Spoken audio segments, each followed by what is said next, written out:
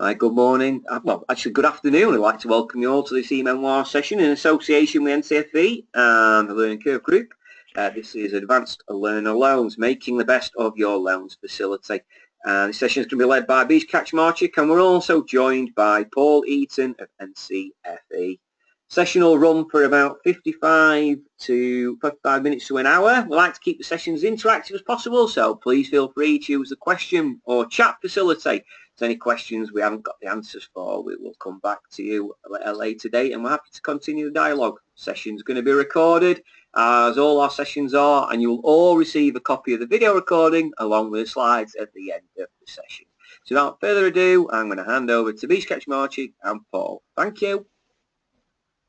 Thank you, Marek, and good morning, everyone, and welcome particularly to those of us, or those of you listening in today who are taking advantage of the sponsorship of today's webinar from NCFE, working in partnership with Learning Curve, but also special welcome to our subscribers who use our services on a regular basis. In the course of the next 55 minutes or so, myself and Paul Eaton, and Paul will introduce himself in a minute, we'll be looking at some of the issues around how to make the very best of your loans facility. And I'm assuming that most of you are listening in today have got a loans facility, or if, for example, you haven't got a loans facility yet, if you're an independent training provider and maybe you're seeking to get a loan facility, then you'll find today useful, not only in terms of looking at sort of the most recent update on the rules and guidance relating to advanced learner loans, but also how to increase the take-up of loans. And those of you who have not seen my blog, obviously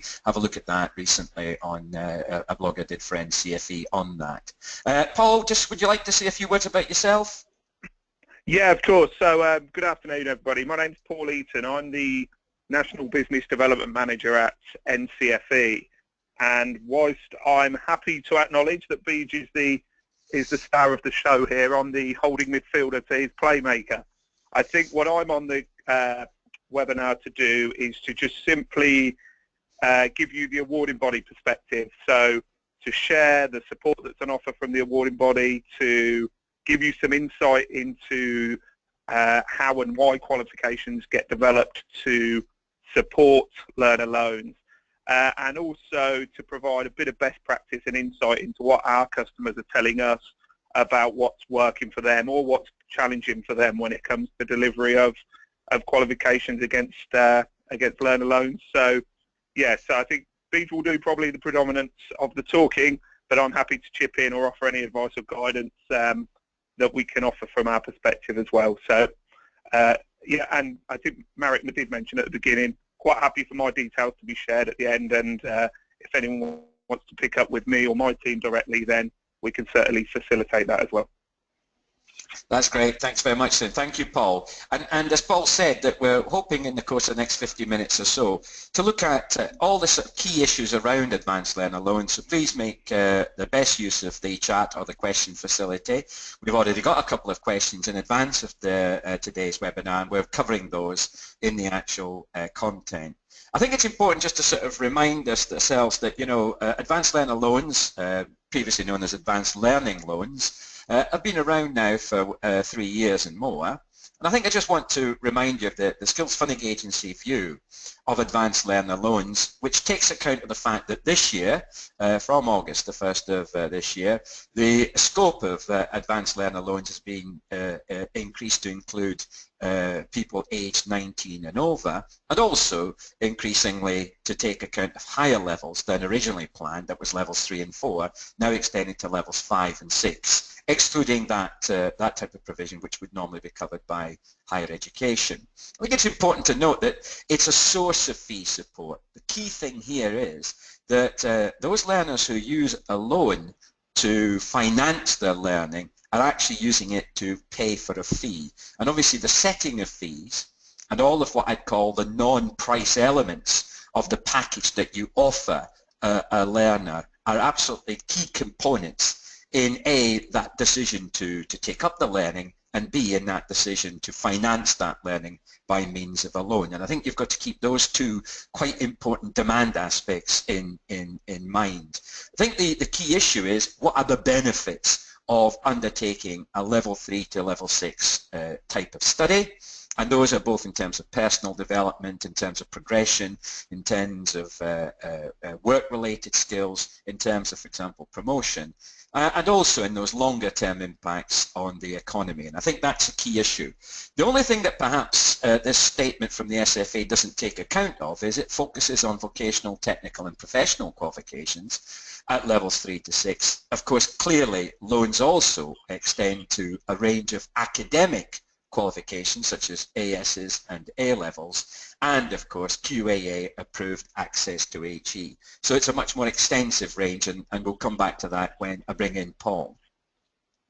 One thing to note, by the way, if you've not picked through the details of the allocations from the Skills Funding Agency to the sector, to the FE and skills sector, you'll notice that in the documents which were produced at the very beginning of this year, you can see by looking at line 3, the advanced learner loans, from a baseline in 15-16 of just over 200 million, an increased amount of funding this year, in this financial year, to 260 million, and actually rising by the time we get to the financial year 2019-20 to just a little bit short of $500 million. So you can see that there is a significantly greater investment in education and training being financed by advanced learner loans, whereas some of the other aspects, such as the adult education budget, is much more static.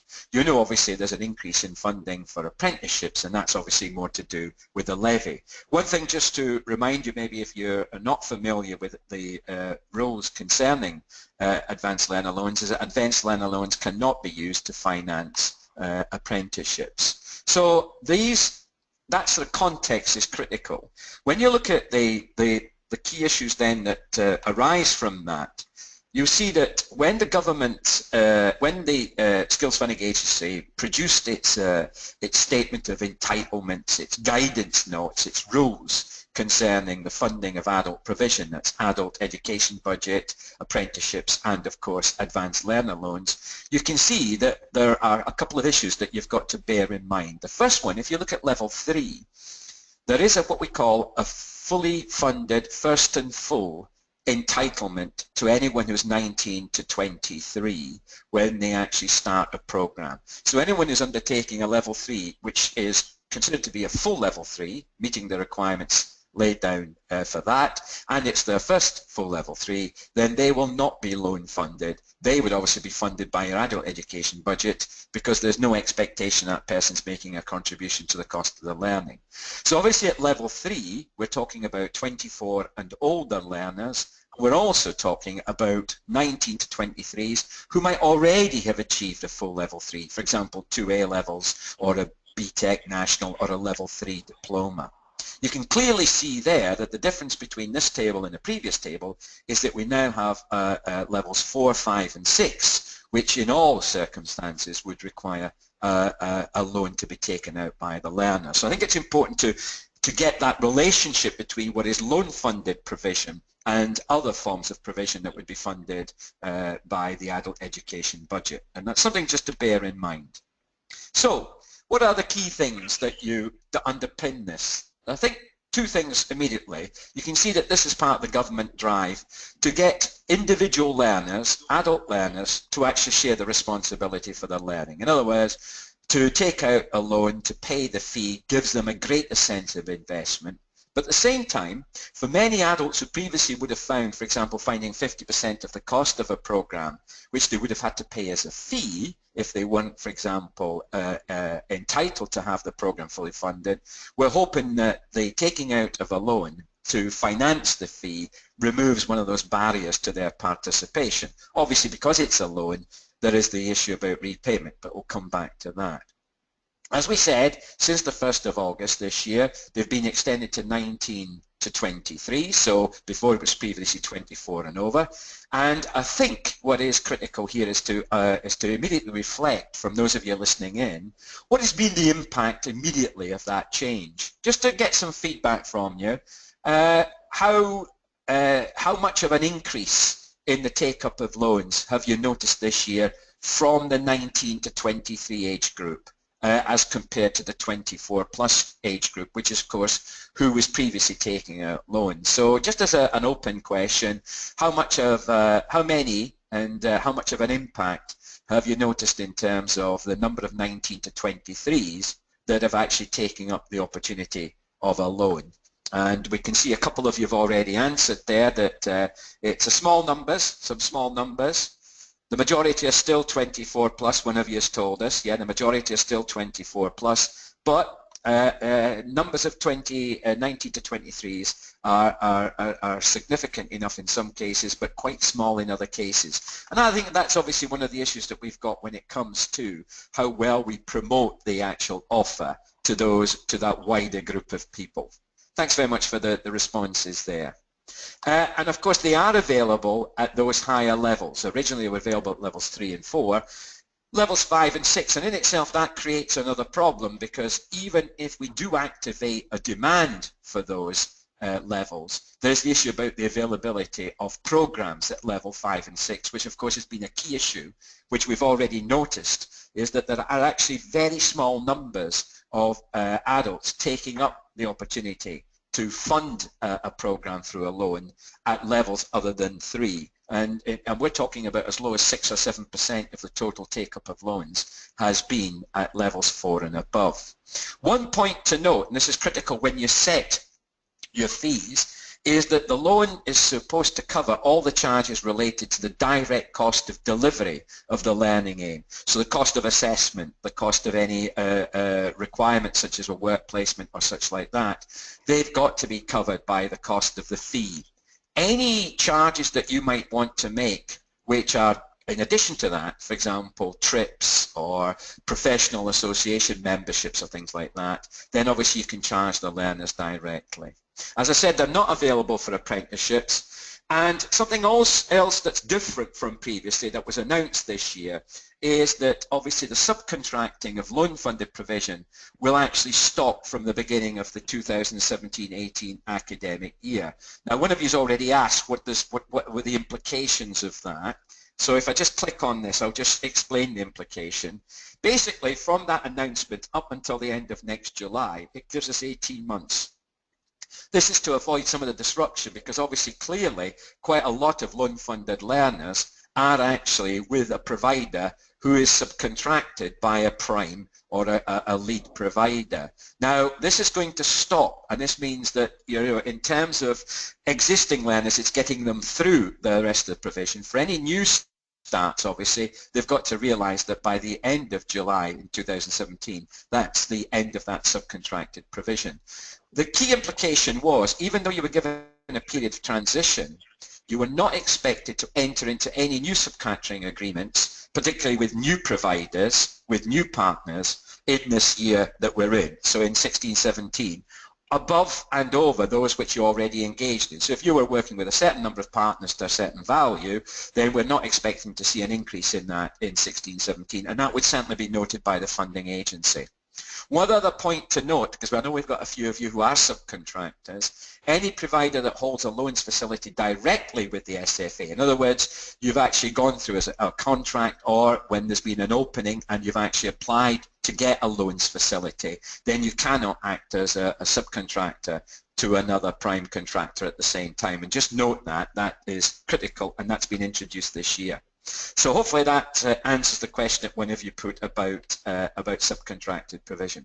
For those of you that perhaps are not familiar with loans, some key rules here, and I'll be bringing in Paul in a minute to talk about the eligibility of qualifications. From the point of view of the learner eligibility requirements are exactly the same as they would be for other forms of funded provision in terms of the existence of the learner, their eligibility in terms of the rules relating to being ordinarily resident in England, or being an EU national with all the right credentials, etc., or any of the other requirements. But also, critically, of course, here, we are including learners who previously were 24 and over on the first day of the programme. Now it's 19 and over. And that is the first meeting of the course, or the first point at which they enter the course. What is different from certainly the first 2 years of loan funded is that learners are now entitled to access up to 4 loans, which they can either take one after the other, or they can take them simultaneously, and that particularly is critical for vocational qualifications, whether it be technical or professional. For A-levels, if you look at the rules, that is 4 full A-levels, which can be done at the same time or in some order. That actually means that they can do 4 ASs and then 4 A-levels. So you can see actually there are 8 occurrences there. The only difference from the rule of 4 is that which applies to access to HE diplomas, where only 1 loan can be taken out to complete an access to HE diploma. Very good reasons, because any learner who undertakes an access to HE diploma funded by a loan, who then progresses and completes a higher education program, even if that higher education program is not funded by a higher education loan, is entitled on completion of that higher education program to have the access to HE loan written off. And that's obviously not applying to any other forms of provision, and that's why there's that distinction. So I think we've got from the evidence so far, we've got small numbers of 19 to 23s.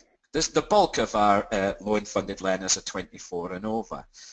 One other point to note, just in terms of the rules, if you have learners who are already accessing the adult education budget for the first full level 3, they cannot access a loan at the same time for a qualification at the same time. So obviously if they complete the level 3 with you and they've used up the level 3 entitlement and then want to do another level 3 and they're still 19 to 23, then they would be expected to take out a loan. So remember, it's the first.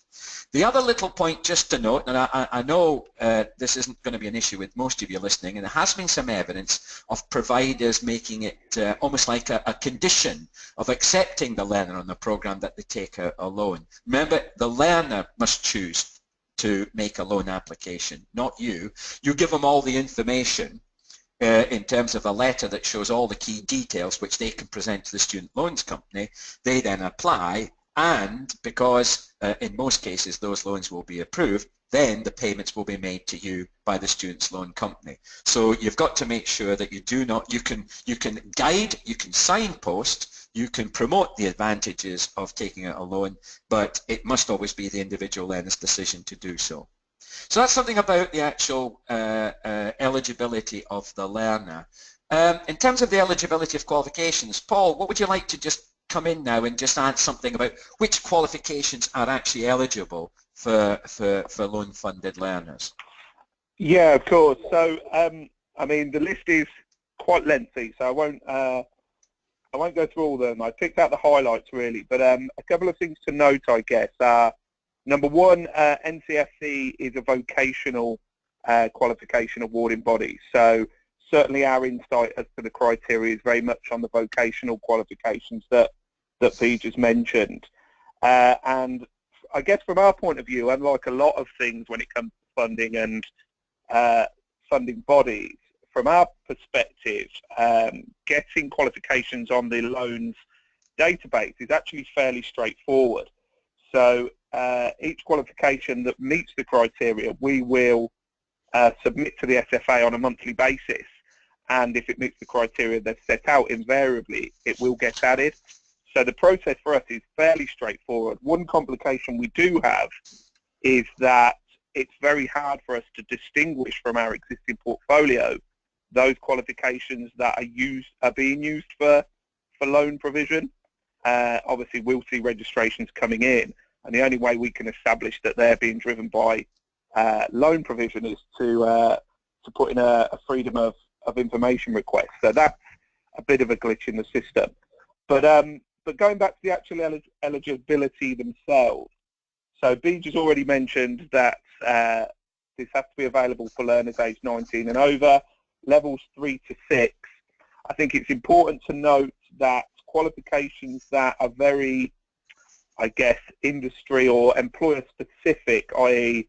a licensing authority or to meet legislative responsibilities like health and safety or, you know, first aid, are not entitled to funding in this area. Anything that's linked to endpoint assessment under the new levy will not be subject to it either, and no qualifications that are specific to one employer or are I guess, industry type exams. I was a financial advisor in a previous life, so I know what it's like to go through those sorts of exams. But again, those aren't funded because they're too employer specific. In addition to that, the qualifications in question will need to meet criteria when it comes to their size. So that size needs to be either 150 guided learning hours or 15 credits. Obviously, with the removal of the QCF, that's been reviewed for next year, and that criteria will be in the new language that we're going to be more familiar with. There is a little bit of flex on that size. So if there is a slightly smaller qualification, but it clearly demonstrates employer requirements, then the SFA have got a small amount of wiggle room when it comes to these qualifications. But I guess one thing that's now critical, and this is not just on learner loans, but on funding from most perspectives now, certainly for adults, clear evidence from the employer is massively critical to the SFA. So that will be evidence that the qualification is the appropriate size for entry to that occupation. It will be evidence that the qualification is appropriate for upskilling or reskilling someone in a particular occupational area, and also evidence that there's demand. So I think Beej made a very good point earlier around lack of provision at level 5 and level 6, and there is a bit of a vicious circle there, because what will happen is if the demand isn't high, then the SFA are reluctant to release funding for it, and if they don't release funding for it, then the demand remains fairly low. So that's obviously something for them to consider if they're trying to drive people to take higher level provision as well. So, I mean, that gives you our perspective of what we need to consider when it comes to loan funding. I guess from a more commercial perspective, we have three elements to this, really. We either have qualifications that already exist and fit that criteria, which we can submit to be added to the loans database, or we've got qualifications that are similar and need a bit of tweaking on our end in order to be able to fit that criteria. So it may be that they're not quite big enough, so we need to do some work to make sure that they are, or we need to start driving some evidence that they're in demand. Or the third strand is simply that we don't currently offer it, but that doesn't mean that we wouldn't. So if any of you see a niche or a demand for a particular qualification in a particular area and you would like us to develop it, then you would just need to let us know, and then obviously we can look at that and make commercial decisions around that. So if you do look at our portfolio and think, I'd love it if that particular qualification you already got was funded, then that's something we could probably make quite quickly happen. If it isn't there, then possibly you can work with us to work on that and develop something new. So hopefully that provides some insight as to the I guess the regulatory side of us developing qualifications to fit in with the SFA requirements in this area. So that's great. Back to you, Beej. No, that's great. Thanks very much, Paul, for that really good exposition. I think that obviously is critical here, because the final, I suppose, arbiter of all qualifications is the Secretary of State. And I think there obviously things like meeting, the requirements for things like the 16 to 19 performance tables was one of the other sort of, if you want, key drivers there. So that's why purpose and outcomes are so important. And as Paul said, a key outcome of this is that this actually should be allowing people to either progress to a higher level of study, progress to employment, and of course critically progress into apprenticeship. So a very, very useful sort of insight there. Thanks for that. Just returning then to the rules, once you have got a qualification that's eligible for a loan, and that's on that on the loans catalogue, which, as you know, is updated on a regular basis, please keep checking on that catalogue, that database, is that the amount of loan is always then linked to what funding rate that particular qualification has in the Learning Aims reference system on the hub or in the catalogue. And I'll show you why that's quite critical when you actually decide to set fees for certain types of provision. The way you earn the loan amount for any fee that a learner has got to pay, it's done on monthly profile payments, and it's 100% on retention. So in terms of maximising the funding from loans, basically you've got two key issues. One, how many people take out loans, so there's just the number of learners. And secondly, how well you retain those learners on whatever size program they are.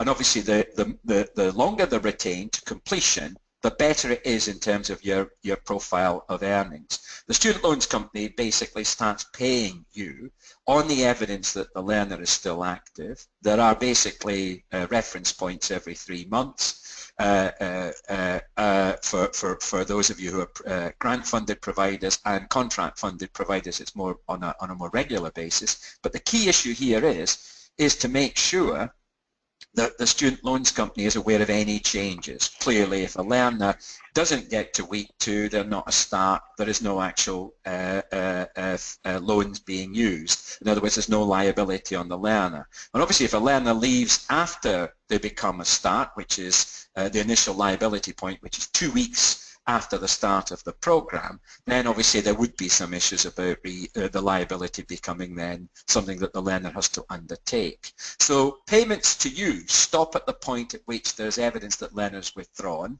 Obviously there are rules around leave of absence, etc., but just be aware of those. One other key thing to note, and this is just in response to one question that was already posed, are loan-funded learners treated the same way as full cost? In other words, do they contribute towards your data on achievement rates? And the answer is yes. Clearly, therefore, they also come under the purview of inspection. So please remember and note that. Although that's not got funding implications, it has obviously got implications in terms of your achievement rates, in terms of Ofsted, and obviously in terms of reputation. So here's a little example then of what we mean by the relationship between the actual amount of loan, the LARS, and the fee that you charge. And then we're using a level 3 diploma here. And here we've got, if you look at the LARS rate, if you look at this level 3 diploma, I've chosen one from NCFE in Business Administration. Its funded rate is £2,573. Now the first thing is the loan can never exceed the LARS rate. So the loan is always capped at 2,573 or a lower level if you set the fee. So we've got 3 case studies here. Case study 1, you decide to set the fee at 2,400, perhaps because there's quite a lot of competition in your area from other providers, or maybe you want to attract an increase in number of learners. If you charge a fee of 2,400, inclusive of all those costs essential for the completion of the diploma, then the learner will take a loan for 2,400, and that is exactly what their loan liability is. You then be paid £2,400 by the student loans company against retention. I would suggest that most providers have tended to set their fees, and in the past we've asked this question, the majority of you said yes, more or less around the last rate. So if you set it around the funded rate that appears in the catalogue or in the Learning Aims reference system at 2,573, the loan is maxed at 2,573. Now, although the guidance says we would not recommend anyone setting a fee above the last rate, it can occur. I've only seen it occur once, and that's where it was partly about restricting the number of learners to a bit more exclusivity, where there was a significant waiting list, and that was to set the fee at a level above the loan. In other words, the last rate is 2,573, the loan is maxed at 2,573, you might charge a fee, in which case you're saying to the learner, you're going to have to take out a loan for £2,700, and by the way, we also want a contribution from you of £127. Now you might collect that up front, or you might collect it in instalments, or you might use that as an incentive maybe to pay for some extras, or you might use it to say, well, if you stay to the end, you might be able to get that refunded. So it's very rare. It's not being recommended, by the way. The guidance is very clear. It would not want to see that occurring normally. Remember, June's asked a very good question. If the payment stops at the point the learner withdraws, what would the learner's responsibility be for paying back the loan? Would it be the full amount of the loan agreed, or just the amount paid to the provider? Well, it would be, obviously it depends very much on how much of the loan is being used up. Normally it would be the amount, because obviously the student loans company stops paying you at the point at which you inform them. Therefore, the liability would be for the amount that the learner is used up. So how do you actually earn it? if you just take this learner that you're charging £2,400 for the level 3 diploma, if they cross the liability point, the start point, which is 2 weeks, if you know the planned end date is 6 months later, then it's a relatively easy thing to profile that learner. £2,400 divided by 6 months gives you £400 per month. And as long as the learner is active and you report them as being active at the end of month 3 and the end of month 6, and they become part of your performance management for the whole of your loans facility, then you can see that you will earn the £2,400. And clearly that obviously means that if they do drop out, say, between month 3 and 4, you would have lost 4, 5 and 6. That wouldn't have been paid to you. The learner obviously has a liability for the first 3 months of that loan. Okay, so that's the sort of, if you want, the technical side. The other thing just to note, because we had a question from one of you about the loans bursary fund, that you wanted to know some more details on it. When a learner takes out a loan, they can also apply, if they're what we call vulnerable or disadvantaged, to have some additional funding from the loans bursary fund, which you've been given along with your loans facility.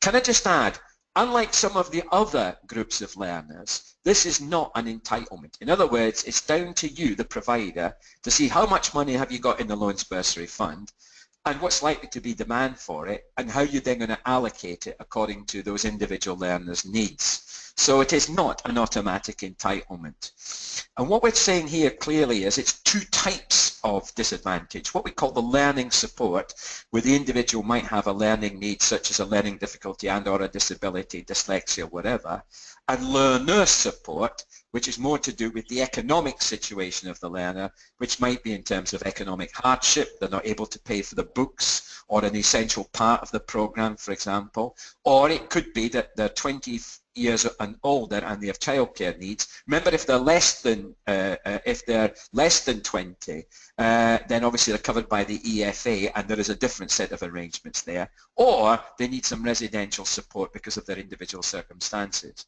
Those are two primary uses of the Loans Bursary Fund. However, can I just say to those providers who are based in London and the South East, you also realise that Loans Bursary Fund is there to cover the area cost element, that's the additional cost of provision in London and the South East, which of course is not reflected in the way in which the loans facility is given to you in the first case. Now here's a slight distinction. If you're a grant-funded provider, such as a college or a local authority, then you can only claim through the ILR for that loan-funded learner £150 per month, the middle value. This is assuming it's a mixture of learning support and learner support. If you need to claim more than that, I'll come back to that. For those of you listening in today who are contract-funded, or who have applied for a loans facility most recently through a tender, then you've got three funding rates.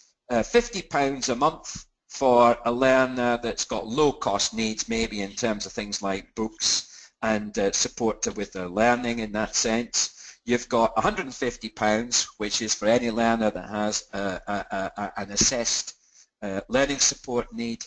And the higher rate with £250 is if that learner has childcare needs or residential care needs. And of course you can have only one payment per month, but the payments can vary. So for example, in month 1 and 2, the learner might apply and get a £50 in month 1 and £50 in month 2. Month 3 they might not get anything.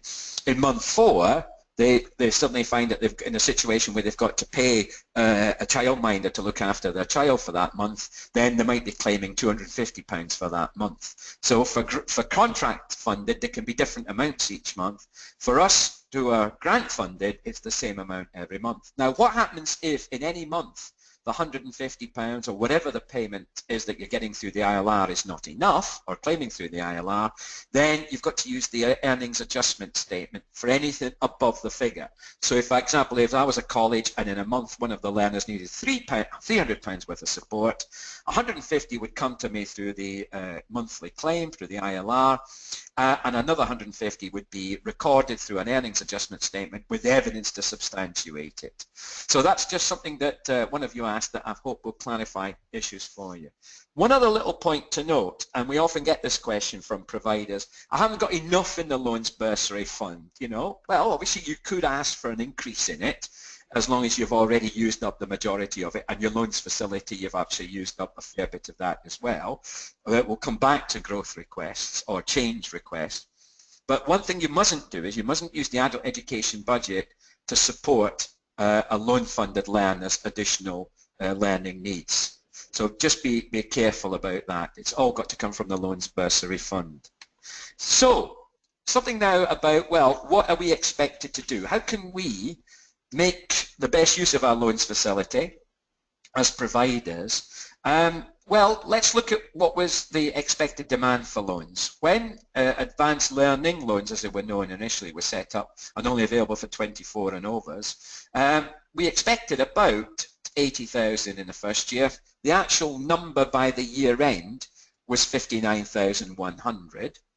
In 14-15, that target was increased to 200,000. The actual number by the end of the year was about 75,500. And by the way, that figure included some people from the previous year who started in the previous year but had not completed the studies yet.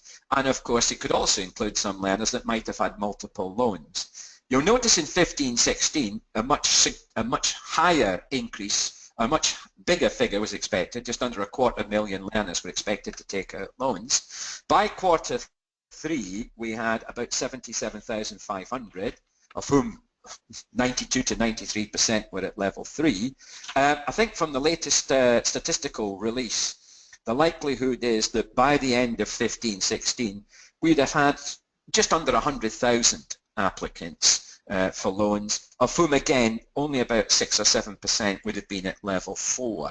So obviously that does raise some interesting issues about there is a significant expectation about demand, and don't forget a lot of these learners are now increasingly going to be multiple multiple loans, but they only count once. A lot of them will be ones that have obviously started a program in the previous year and it's gone over into the current year. So when we actually try to work out what the actual demand for loans is, we know that the numbers have gone up you know, by as much as 25% in a year, but certainly not enough to actually use up the whole of the national loans allocation. So one of the questions I want to ask you, given your experience of 2016-17 so far, of those of you listening in, just by a show of hands, how many of you are going to use up 100% of your loans facility by the end of the year? In other words, your estimate is that it's so many by now. By the end of the year, you know, you will have to do a mid-year estimate, obviously, but by the end of the year, you're expecting 100% of the loans facility to be used up, in which case the chances are you've already been making requests for an increase in your loans facility. So just to give us a quick idea of, yeah, we've got... That's a lot of hands. Well, that's much better than in previous occasions. So that does indicate that we are getting better at using our loans facility. Although we've got one or two of you telling us that it's not as good as others. We've got quite a lot of saying 100% being used up, please get us some more. We've got from one of you. We've got others are saying struggling to get anywhere near 50%. And that's obviously a key set of issues. Another reason for the reduction, as one of you said, is that you're not working with the reduction is because the subcontractors cannot subcontract after 2017. You're correct. If the whole of the contract value is not used within the academic year, does it get carried forward to the next year? No.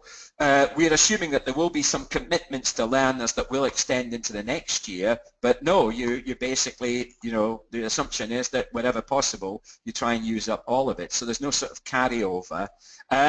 One other question that was asked, can you use all the bursary fund to make monthly payments if a learner is in financial hardship for living costs? Well, you've got to have that. It's all based on your analysis of that person's need and how genuine that is. And of course, don't forget, you don't want to in any way risk any other entitlements they have, for example, to other forms of benefits. And that's why they're supposed to tell the Job Centre Plus or the Benefits Office about that. I think one of the things that you can just have clearly in your head here is that if you've not got a subcontracting partner this year, obviously you can't now start working with subcontractors because you would have had to have them in the system last year. So obviously that is a key issue, and I know one of you has already raised it. So I will come back to one or two of those questions near at the end of the presentation because they're quite specific to your individual circumstances. So there seems to be a bit of a mixed picture here. I think the reality is, and this is not to sort of give you any consolation if you're not using up the whole of your facility, is that the growth in loan-funded provision was always rated as very high uncertainty in policy costings. In other words, even when the government made its autumn statement last year and announced the changes that were going to occur in terms of apprenticeships, etc. When it came to advanced learner loans, there was a feeling that they would not use up the whole of the facility at national level. The other reality is they were expecting significantly more uptake at levels 4 and obviously now at levels 4 to 6. Well, up to now, as I said, somewhere between 92 and 93% of the take-up has been at level 3. That wasn't what was expected. And also, it's the nature of some of those qualifications. They're not always directly relevant to people, for example, wanting progression. Quite a lot of people are developing themselves. There's no doubt that's happening. What is quite pronounced is which areas have had the bulk of those. And obviously access to HE has done very well, but if you're looking at level 3 provision in health, public services and care, education and training, and business and admin, they've accounted for over 60% of the participants, whereas if you look at some of the other areas like engineering, been a lot less than expected. So there are some obviously very mixed pictures here depending on the nature of the provision and the nature of demand for that provision. We've had in some cases mismatch of demand and supply. In some cases it's been more of a match and you've used up more of your facility. So what is this starting to tell us? Well, the first thing is learners' perceptions in terms of the acceptance of what is a loan and taking out a loan to pay for a fee has obviously been an issue with some parts of the community. The availability of information resources on what loans are about and what the benefits of them, I think although they've been highlighted, not enough learners can actually draw reference to that. In other words, if I take out the loan to pay a fee, what's in it for me? And I think one of my key issues here is it's the decision to learn that comes first, and how to fund it to me always comes second. So we need to activate the desire to learn first. And even if there are negative perceptions of loans by some learners, if we can overcome that, first of all, barrier to the person wanting to take up learning at level 3 and above, then we can say, well, now that you have got desire and aspiration to undertake a level 3 diploma, let's look at the ways in which we can fund that. And it becomes clear that loans do not appear to have deterred learners who did want to continue the learning, and that's in all the focus groups. So there might be good reasons, i.e. I can see the benefits of it. There could be other reasons. Well, I don't have to repay my loan if I progress and continue and complete HE if I'm an access learner. And the reality that, for example, I'm picking up in health and social care and in things like beauty is, well, I don't expect to earn over £21,000 and then will not be expected to repay the loan. A lot of the learners will be repaying the loans because they will already in some cases be over 21,000. And obviously the loan repayment liability is obviously an issue that some people have got to be aware of, and that's why that's often part of the sums that they do when they come to make that decision on how they're going to fund their learning. With that in mind then, what are the key things that we can do as providers to make sure that we use a bigger proportion of our loans facility, or preferably be in a situation where we might actually ask for a change, a request to change our loans facility because we want to grow it. Now, as you know, there have been some issues about delays in looking at loan growth requests because of the issues about too much of that happening at level 3 and not enough at 4 to 6. But let's remove that for a moment. Let's look at your marketing strategy. What are learners' perceptions and expectations of learning? Not of a loan, but of the learning at level 3 and above. And what are the features of a level 3 program as Paul said, for example, something that gets you into employment, or something that helps you to get promoted, or something which actually allows you to progress to a higher level of study. And then, if you can see the benefits of that, then let's work out what's the best way of funding it. And that's where you start to bring to the attention to the learner that you could either pay for it in full yourself, or have you looked at the opportunity of taking a loan. So I think it's learners' perception expectations of learning are critical. Overcoming some of those barriers to learning, working, for example, with targeted groups of learners, return to learning, certain communities, I think, means you've got to, first of all, outreach. You've got to reach out to them.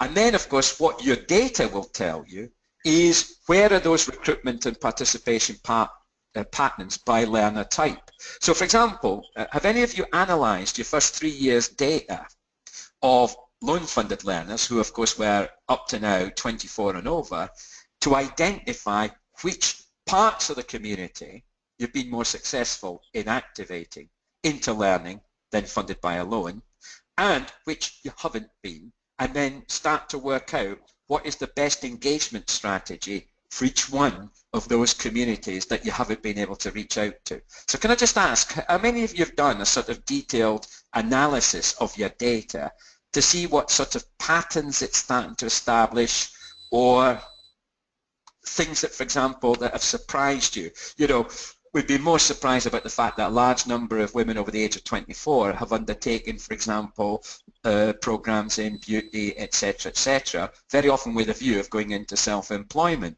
That's one targeted group. What about the large number of people doing accounting technicians that are looking at doing their training in their own time in order to get promotion, or to pass exams, or to move up, or maybe even move between employers? So I think that you can use that hopefully the National Career Service can help in overcoming some of these, but I think a lot of information needs to be available also at local level. Talk to your LEP, talk about your combined authority about how they can work with you to best activate these learners. But I think what's critical there is the marketing strategy that you use to get them to engage and to participate must include what kind of behaviours and motivations those learners have got, because it's just as critical that you then retain them. There's no point activating large numbers of adults into learning if you don't retain them. That obviously has impacts on the amount of loan you earn, but also on your reputation and in selling up to the next level. Or, for example, if a learner takes out one loan and they've really enjoyed that level 3, for example, business admin, they might say, well, can I now do a level 3 in marketing, or a level 3 in, say, massage or whatever, depending on what the routes are. So it's critical that you look at the factors which determine retention. And can I say that for me the most important thing was to ask loan-funded learners why they're staying on the course. You know, because sometimes you'll find that their retention is better than those learners that, for example, are using their entitlements. So I think it's a mixture of price and non-price competition that is a factor. It's not just the level of fee, it's often the other value propositions that you're making in terms of enhancements, such as childcare, etc. So I think a clear marketing strategy, and, you know, as I said, that's questions that you need to take away from today and answer. But I think also, you know, how many of the, you know, adults at level 3 and above are likely to take up? Where is the market in your area? And I was talking recently to a provider in one part of Cheshire who I thought had a very, very, very good population who quite understood the advantages of learning, that had the, if you went, you know, that were already understood the concept of credit and taking out loans, and yet they weren't activating a significant proportion of those people. I think you've got to be able to sell the advantages of a loan as a means of payments, and that's partly done nationally, but also by referring people to the information that's available, and understand fully the motivations of loan-funded learners. What is it that each individual is seeking to do, and how can we make sure that those aspirations and ambitions are reached? And in some cases you'll find that if the learner says, I want to set up my own business, I want to maybe start thinking about taking up a career in this area, such as, say, beauty therapy, then obviously it's not just a beauty therapy diploma, they might also be interested in massage, theatre, makeup, etc. So you can start to publicise and introduce other types of programs that might be, or qualifications that might be suitable. So I think it's having case studies. And I know that some of you have asked this question in the past. How many of you have got case studies on your websites of loan-funded learners from the past who've talked about the benefits of investing in a loan-funded course in terms of personal development, promotion, getting employment, getting onto higher levels of training? In other words, you can use them to fund CPD. And a lot of business people, a lot of accountants, a lot of people in business and finance and health and social care have been doing that. So I think, you know, it's whatever's worked for you to activate the market and to have that discussion on a regular basis with the different subject areas to see what's worked for them. Any sort of comments there from any of you about what's worked very specifically for you? You know, if you've been up using 100% of your loans facility compared to, say, the past, what is it that's made the difference? And obviously that's something that, you know, I'll come to, or we want to pick up as we go through the remaining sort of 10 minutes or so of the presentation. Just from the point of view of Paul, have you seen any things that seem to have worked well from your work with providers in terms of the way in which they've marketed and promoted loan-funded provision? Yeah, I mean it's a really good question, Beach, and I mean ahead of this webinar, I took a bit of a straw poll of my team to get their insight as to what they've seen with their customers, and you've hit the nail on the head really with regards to the successful delivery partners of ours when it comes to advanced learner loans are the ones that have really enhanced their marketing message and really thought about what that message is. And I think it does feed very much into steering away from the first conversation being the loan and what that looks like, but very much about what the aspirations of that individual and where they want to get to and what they want to earn and what they want their career to look like.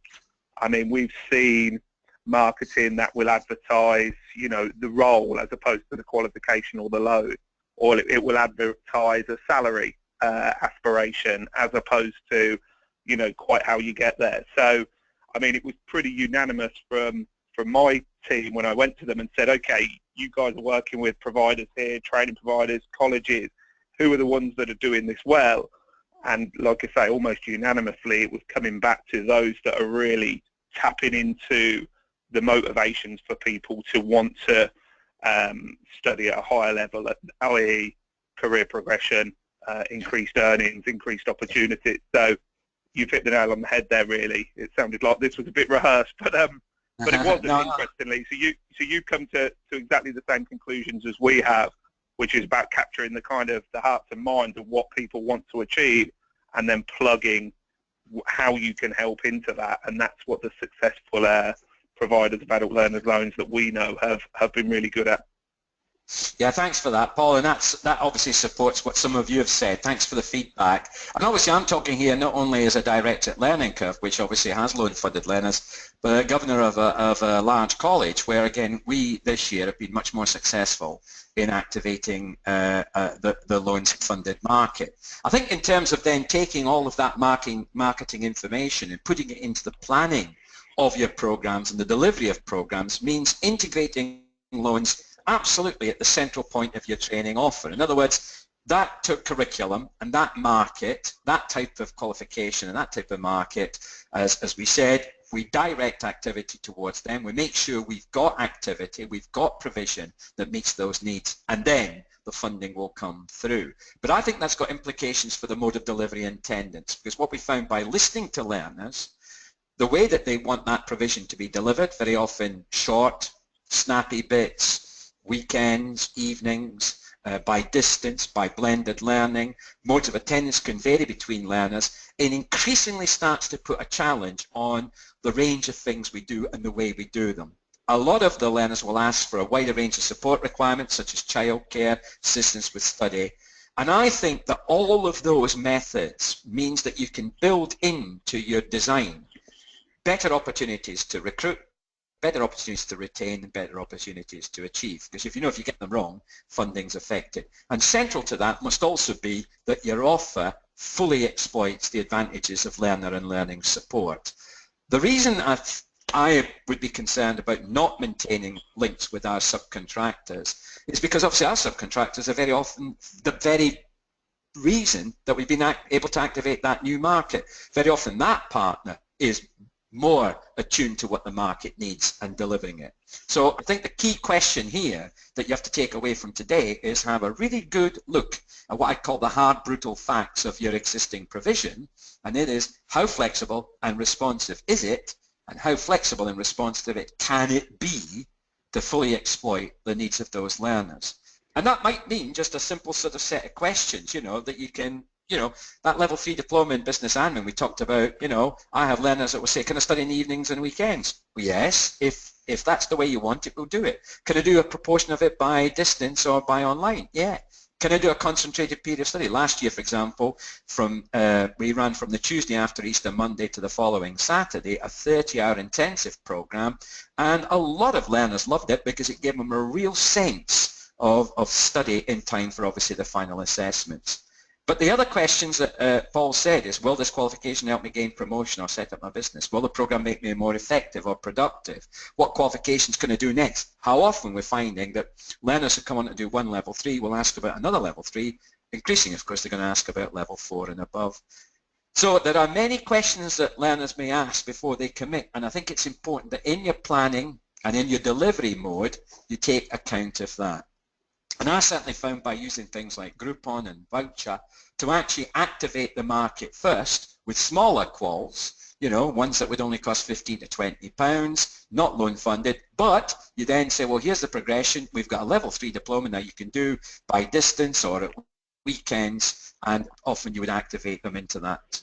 So I think my last bit is really about what are the implications for funding, because obviously we say that once you've got that demand, once you know you've got the right type of provision, on the supply side you've actually got the right programs that people want, obviously that are eligible for loans, you've got the right delivery method, then what is the price that you set, and how price sensitive is your market? It is less sensitive than you imagine, because again, the fees and the loans that are taken out to pay those fees are a deferred payment. It's not the same quite as full cost. But nevertheless, for some learners, that will still be a key issue.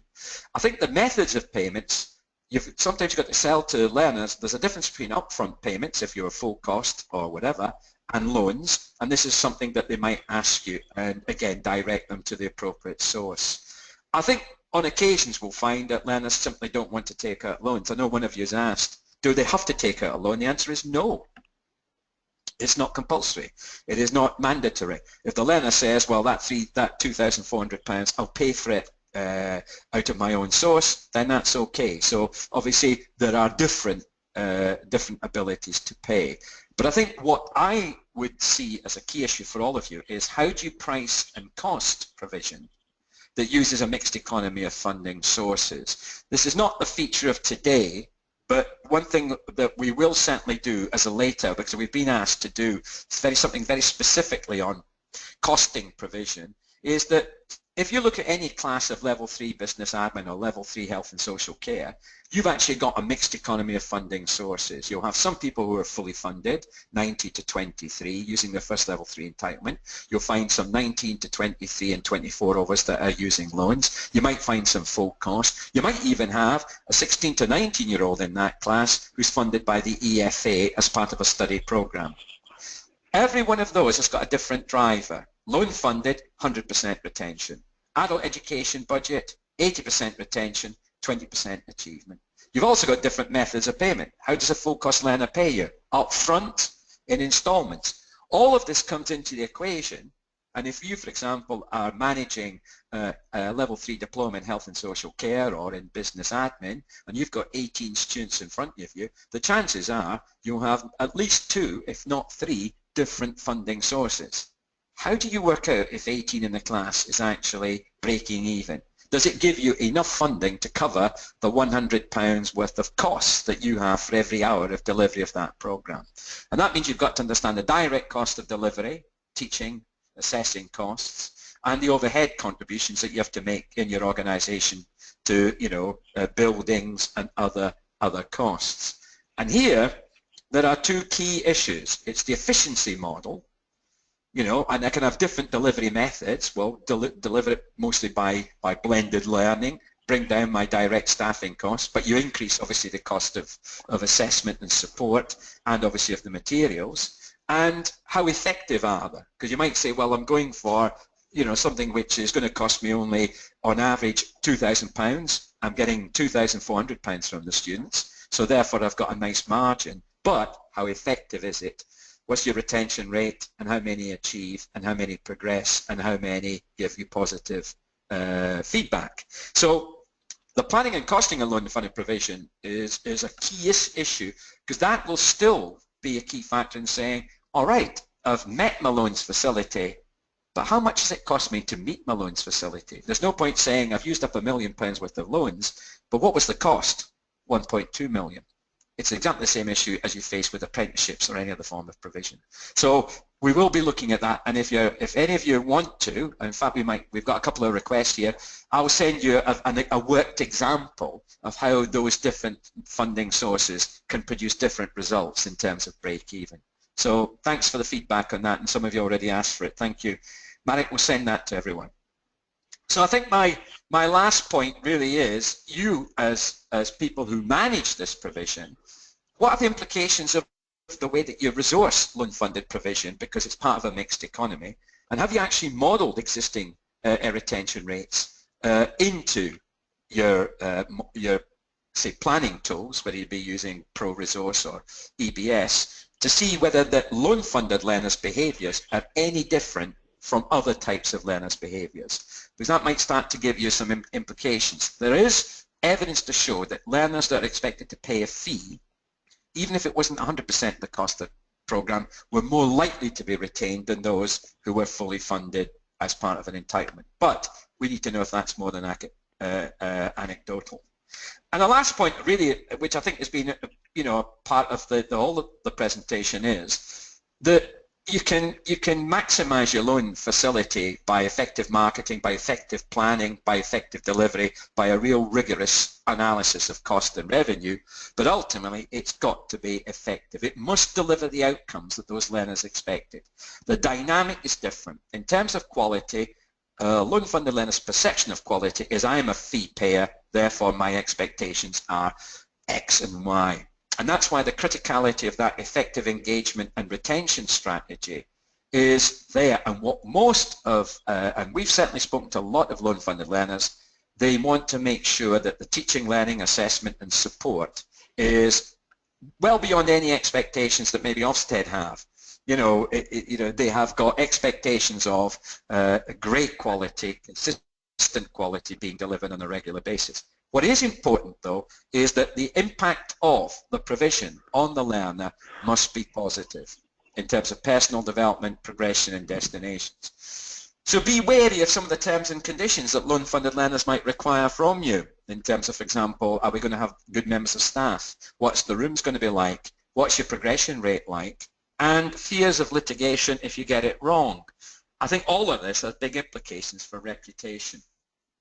And as Paul says, if you already have the reputation for being a good quality provider that gives good value for every pound of loan that a person invests in terms of a fee, then I think you're likely to find that your numbers are growing, and I think you'll find that your ability to secure increased loan funding in future will be much stronger. From the point of view of audit, just want to say a few things there about the rules are exactly the same as for other types of provision. Naturally occurring evidence. The SFA monitors your compliance with the funding rules through your ILR data. All of you have a learning provider portal with the Student Loans Company. That's matched data. And obviously the earnings adjustment statement for the loans bursary. Your performance is reviewed in December, this month, and obviously next April. And if you are likely to exceed your facility, as long as you meet the condition of 70% of your loan being used up, you can request an increase. There are some issues about, we've got waiting lists, for example, at the moment. We've used up 100% of our facility. We know that there's been issues about growth requests because of the issue about most of those growth requests being at level 3. And also don't forget that the bursary allocation for grant-funded providers, colleges and local authorities, you get that in 3 stages, whereas those of us who are funded by contract, it's on a monthly basis. So what sort of qualifications, Paul, are you making available, just to conclude, to providers that are using loans to fund activity? Yeah, so just to summarise, I guess then, Beej, yeah, you've made a really good point around the commerciality of this entire offer, and obviously your awarding body will play a key part of that. So what you've got on screen at the moment is the NCFE offer. For those of you who don't know, NCFE have acquired cash awarding body as well. So across the 2 awarding bodies, we offer just short of 100 qualifications that sit on the current list. So that's constantly swelling. The predominance of those will be at level 3, but they will go up to level 5. And as far as going back to another earlier point around value proposition, I mean, we're committed to service and collaboration in particular. So if any of what's come out of today, from my perspective, has piqued your interest, then as I mentioned at the outset, I've got a team who cover the entire country who'd be more than happy to come in to chat with you about what our offer looks like and around any support that we can offer you that's a bit more bespoke that will improve your value proposition and enable you to tap into the marketing aspect that we discussed earlier. So I believe Marrick's going to be sharing my details with everyone post webinar. So please get in touch, and we'll be more than happy to flesh out any of these details. I think you've got, Paul, you might have already covered a point. I think there's some stuff there about your service and about your contact details, and obviously we'll share your details. I think one thing, Paul, is that 1 or 2 providers have said, are there any sort of materials that NCFE can help, can provide training providers with that might actually activate some of this market? So obviously that's a good question. Yeah, well, potentially. I mean, we've got a guide on our website to advanced learner loans that kind of gives a lot of insight and detail as to everything involved. We can certainly utilise our partners, of which Learning Curve are predominant, to support that. We've got our own in-house resources that can help with delivery, and we can also signpost people to marketing materials, as well as helping build case studies or highlighting good practice through our channels, whether that's our website or through Twitter or Facebook or whatever it might be. If there is a compelling mutual, I guess, success story that we can tell, then we're more than happy to share that. For those listening who don't know, I mean, we're a charitable organisation, so for us, very commercially focused, but all about the learner and enhancing those learners' life choices, I guess. So the more we can do to publicise good practice in those areas, then the more we'll seize that. So there's a few things we can do there: put people in touch with people, connect people, point you in the right direction for resources, or help build them together. So a few options. That's great, Paul. Thanks very much. And as we said, we'll send you Paul's details, his own contact details later. Well, thanks very much for that. Thanks very much, Paul, for your contributions. Thanks very much for the questions. And there are 1 or 2 questions which we won't pick up now, but we will make a record of. We've recorded them, and we'll come back to those very specific after today's webinar. So we will be in touch with those two organisations that answer very specific questions. Can we close the recording now, Marek? Yeah, just closing the recording down, and again, I'll just reiterate that and thank Paul, Beej, and all participants. Samantha, hopefully that answers your question around the marketing as well. I'd advise you to get in touch with Paul and perhaps have a look at that regarding some of those case studies as well. I think that'd be a good approach that for you and your organisation. So yeah, the